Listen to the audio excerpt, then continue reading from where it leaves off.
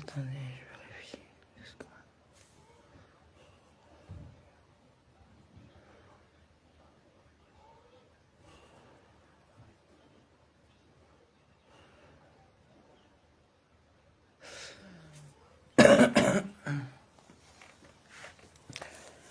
Alors, nous sommes le 22 Tevet, 5786, l'écouté à Marim, chapitre 14 de suite. Cela permettra de comprendre l'expression redondante dans le serment imposé à chaque juif avant sa naissance. Sois un tzaddik et ne sois pas un rachat. Passage du Talmud cité dans les premiers mots du Tanya. Au premier abord, cela paraît étonnant. Après lui avoir fait prêter serment d'être un tzaddik, ce qui implique qu'il ne soit pas un rachat, pourquoi doit-on à nouveau lui faire prêter serment de ne pas être un rachat? Mais étant donné que tout homme n'a pas le privilège d'être un tzaddik et qu'un homme n'a pas la pleine prérogative du choix en cela, d'éprouver un délice véritable en Dieu et un dégoût véritable pour le mal, on lui fait donc prêter serment une seconde fois. En tout cas, ne sois pas un rachat. Même si on n'a pas le privilège d'être un tzaddik, il faut au moins ne pas être un rachat mais un bénoni. Car en cela, le fait de ne pas être un rachat, la prérogative du choix et la liberté sont données à tout homme, de contenir l'état de désir en son cœur et de conquérir son penchant de manière à ne pas être un rachat un seul instant de sa vie. Pour ce qui relève du domaine de détourne-toi du mal, c'est-à-dire le fait de s'éloigner de la faute, comme pour ce qui relève du domaine de fais le bien, accomplir tous les commandements positifs auxquels on est astreint, notamment le devoir d'étudier la Torah elle-même désignée par le terme bien. Selon l'expression de nos sages, il n'est d'autre bien que la Torah, c'est-à-dire l'étude de la Torah qui équivaut à tous les autres commandements réunis. Du fait de la liberté de choix ici offerte, on se doit de surmonter les difficultés liées à l'observance du commandement particulièrement exigeant d'étudier la Torah en permanence. C'est la raison pour laquelle le serment est renouvelé. Même si l'occasion de devenir un tzaddik n'est pas donnée à chacun, il est toujours possible, et dès lors c'est un devoir de ne pas être un rachat.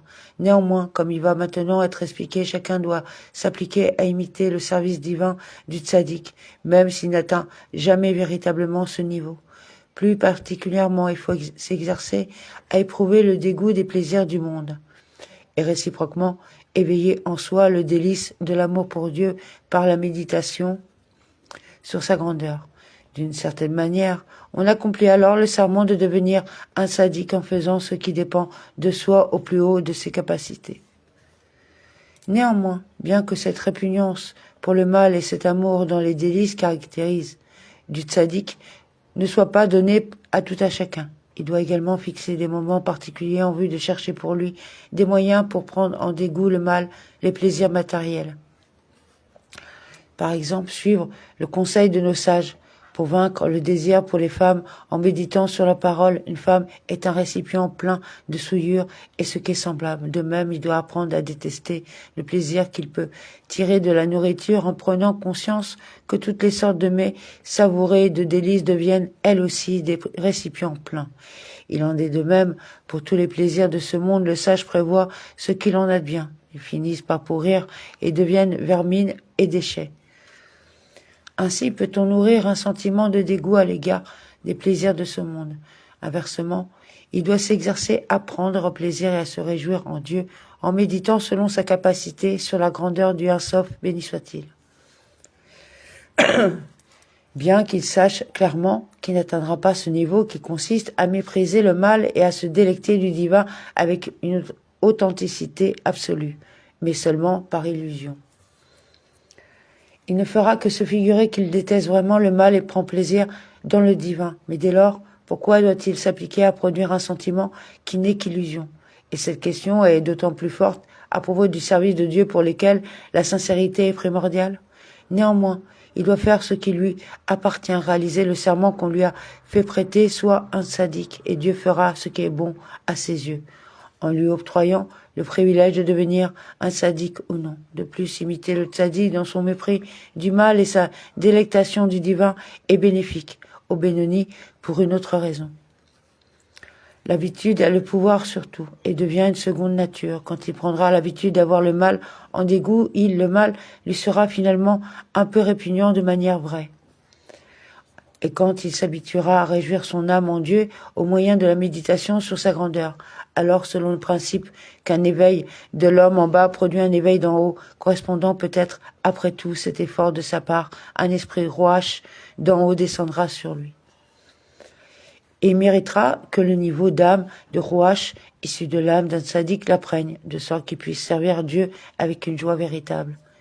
Il est un concept kabbalistique selon lequel l'âme d'un tzaddik peut imprégner l'âme d'un autre juif avec ses facultés, le rendant ainsi à même de servir Dieu comme le fait le tzaddik. Ce concept peut être comparé à celui du Gilgul, transmigration, dans lequel une âme se trouve attachée à un objet, à un animal ou à un autre corps. Cependant, dans le cas du Gilgul, l'âme est enchaînée au corps et dominée par lui, alors que dans l'imprégnation, l'âme du tzaddik sert simplement de force spirituelle supplémentaire à l'âme de celui qui la reçoit. Dans ce contexte, l'imprégnation de l'âme du Benoni par le Rouach, qui émane de l'âme du tzaddik, permet au Benoni d'éprouver un plaisir en Dieu qu'il n'aurait pas pu atteindre de lui-même. Ainsi qu'il est dit, « Réjouissez-vous, ô tzadikim en Dieu ». Il y a ici une allusion de deux types de tzadikim. Le verset s'adresse aux tzadikim au pluriel. Le Benoni, appelé le niveau inférieur de tzadik, et le tzadik, le niveau supérieur de tzadik, lorsque tous deux se rejoignent, c'est-à-dire que l'âme du tzadik imprègne celle du Benoni, ils se réjouissent ensemble au sens où le tzadik partage le délice qu'il éprouve en le divin avec le Benoni. De cette façon, le serment qu'on lui fait prêter, soit un tzaddik, sera véritablement accompli. Amen.